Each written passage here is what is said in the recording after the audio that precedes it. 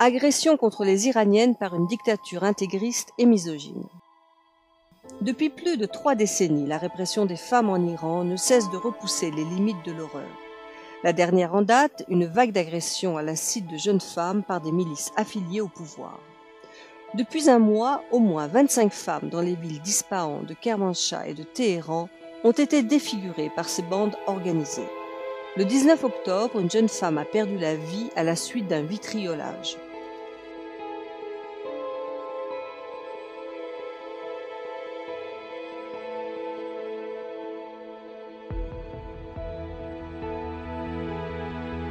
حالا صحبت کردم بودم یه دفعه دیدم یه موتوری یه اسید تو صورتم پاشید.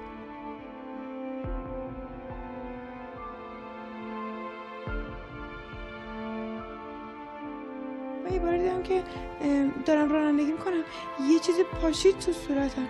بعد گفتم که اینا همه تو 1000 ثانیه اتفاق افتاده. یعنی میسوخت، داشتم میمردم از سوختن.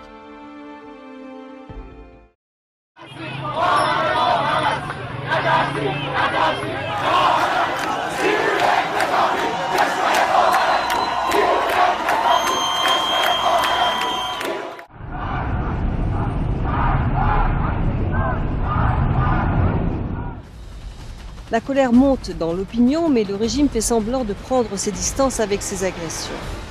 Alors que la population avait remis à la police plusieurs hommes pris en flagrant délit, le porte-parole du pouvoir judiciaire a démenti toute arrestation à ce sujet.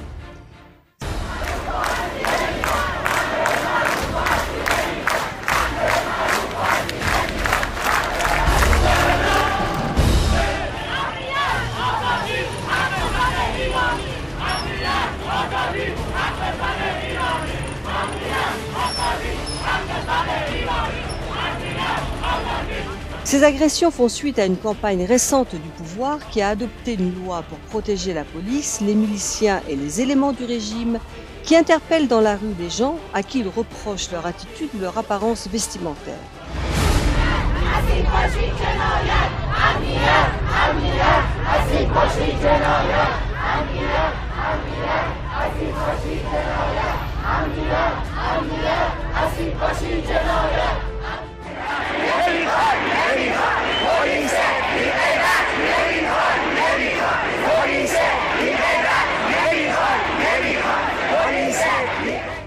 Alors que le 25 octobre, des manifestations avaient été annoncées partout en Iran, la police les a interdites et a réprimé les manifestants tout en procédant à de nombreuses arrestations.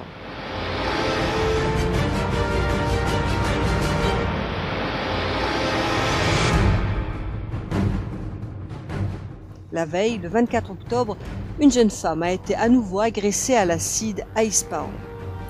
Déterminé à maintenir la misogynie en vigueur, le régime a fait exécuter samedi matin une jeune étudiante en décoration, Rehaneh Jabori, malgré les demandes pressantes de la communauté internationale.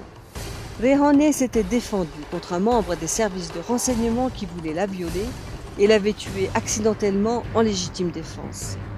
Amnesty International a qualifié cette exécution de nouvelle tâche dans le bilan des droits de l'homme de l'Iran et d'un affront à la justice. Cette pendaison vient s'ajouter à la colère de la population indignée par autant d'injustices.